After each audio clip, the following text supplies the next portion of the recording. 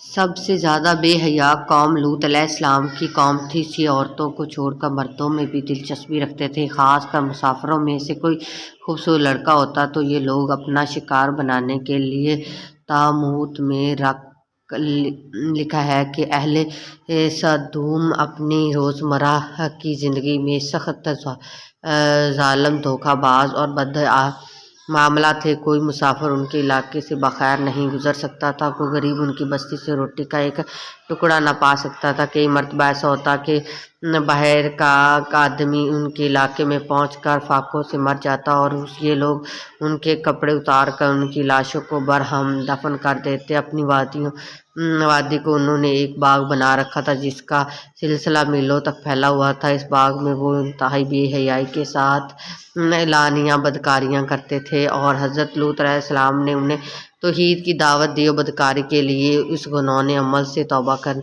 کا حکم دیا۔ حضرت لوط علیہ السلام نے کہا کہ تم سب کیوں کرتے ہو؟ کیا تم عورتوں کو چھوڑ کر لذت حاصل کرنے کے لیے مردوں کی طرف مائل ہوتے؟ حقیقت یہ ہے کہ تم لوگ احمق ہو۔ تو پھر حضرت لوط علیہ السلام سدوم کو دن رات وعظت و نصیحت کیا کرتے تھے، لیکن اس قوم پر اس کا کوئی اثر نہ ہوا، بلکہ وہ بدنصیب بہت فخری انداز میں یہ کام کرتے۔ انہیں حضرت لوط علیہ السلام کا سمجھانا بھی برا لگتا اور لہٰذا انہوں نے صاف صاف کہہ دیا کہ اگر تم ہمیں اس طرح بھلا کہتے رہے تو ہمارے کاموں میں مداخلت کرتے رہے تو ہم تمہیں اپنے شہر سے نکال دیں گے۔ حضرت لوط علیہ السلام نے نصیحت و تبلیغ کا سلسلہ جاری رکھا، لہٰذا ایک دن اہل سدوم نے خود ہی عذاب الہی کا مطالبہ کر دیا۔ اللہ تعالیٰ نے اب تک ان کے اس بدترین عمل کو فحاشی اور بدکاری کے باوجود ڈھیل دے رکھی تھی، لیکن جب انہوں نے حضرت لوط علیہ السلام سے ایک دن کہا کہ اگر تم سچے ہو تو ہم پر عذاب لے آؤ، لہٰذا اس پر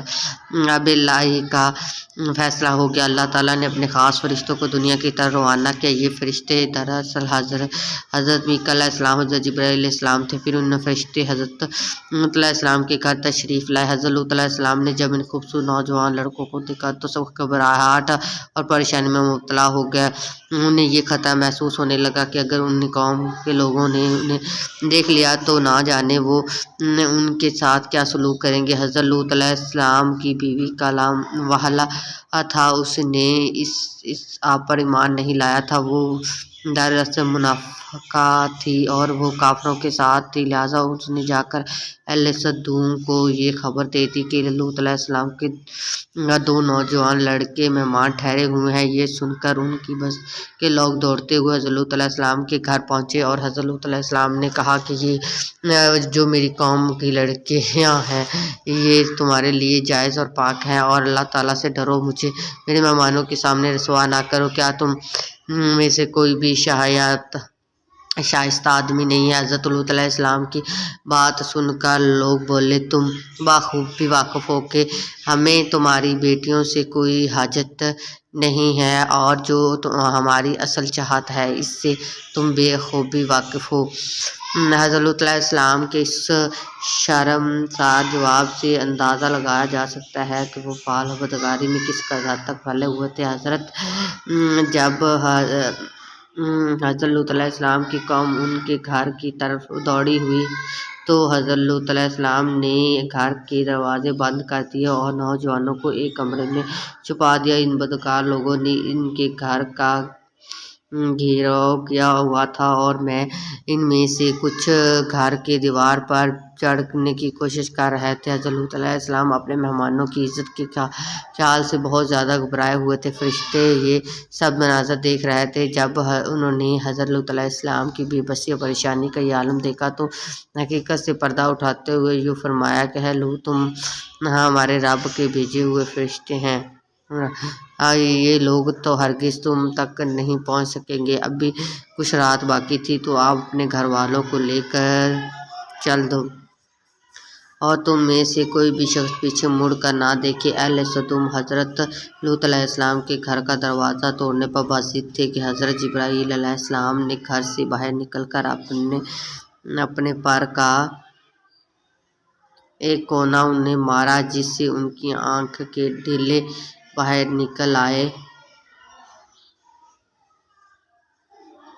اور بصارت زہر ہو گئی، اور یہ خاص عذاب ان لوگوں کو پہنچا جو حضرت لوط علیہ السلام کے پاس بد نیتی سے آئے تھے۔ حضرت لوط علیہ السلام حقیقت حال جان کر مطمئن ہوئے، اپنے گھر والوں کے ساتھ رات کو ہی نکل کھڑے ہوئے، لیکن پھر جب ان کی بیوی ان کے ساتھ تھی، لیکن وہ کچھ دور جا کر وہ واپس اپنی قوم کی طرف پلٹ گئی اور قوم کے ساتھ جہنم میں وصل ہو گئی اور صبح کا آغاز ہوا تو اللہ کے حکم سے حضرت جبرائیل نے اپنی بستی کو اوپر سے اکھاڑ دیا اور پھر اپنے بازو پر رکھ کر آسمان پر چڑھ گئے، یہاں تک کہ آسمان والوں نے بستی کے کتے کے بھونکنے اور مرغیوں کے بولنے کی آوازیں سنی۔ پھر اس بستی کو زمین پر دے مارا اور اس کے بعد ان پر پتھروں کی بارش ہوئی اور ہر پتھر پر مرنے والے کا نام لکھا ہوا تھا۔ جب یہ پتھر ان کو مارے تو ان کے سر پاش ہو گئے۔ صبح سویرے شروع ہونے والا تھا یہ عذاب اشراق تک پوری بستی کو نیست و نابود کر گیا۔ قوم لوط کی ان خوبصورت بستیوں کو اللہ تعالیٰ نے ایک انتہائی بدبودار اور سیاہ جھیل میں تبدیل کر دیا، جس کے پانی سے رہتی دنیا تک کوئی فائدہ نہیں اٹھا سکتا، اور سمندر کے اس حصے میں کوئی جاندار مچھلی وغیرہ زندہ نہیں رہ سکتی۔ اس لیے اسے ڈیڈ سی یعنی بحر مردار کہا جاتا ہے، جو اسرائیل اور اردن کے درمیان واقع ہے۔ ماہر آثار نے 10 سالوں کی تحقیق اور جستجو کے بعد اس تباہ شدہ شہر کو دریافت کیا ہے۔ تحقیق سے پتہ چلا ہے کہ اس شہر میں زندگی بالکل ختم ہو چکی ہے، اور شہر کے راستے کھنڈرات کو دیکھ کر آرکیالوجسٹ نے یہ اندازہ لگایا ہے کہ جب یہ شہر تباہ ہوا تو اس وقت لوگ روزمرہ کے معاملات اور کاموں میں مشغول تھے، اور یہاں زندگی اچانک ختم ہو گئی۔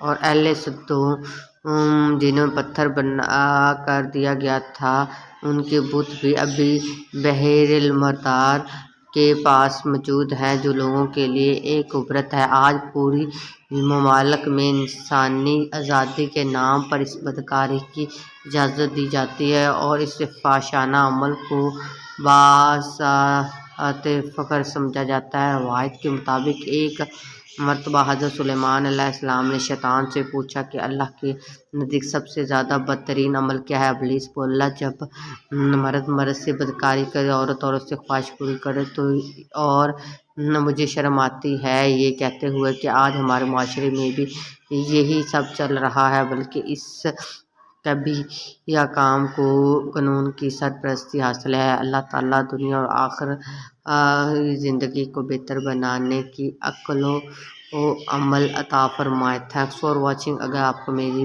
ویڈیو پسند ہے، چینل کو subscribe, comments, like and share ضرور کیجیے گا۔ اللہ حافظ۔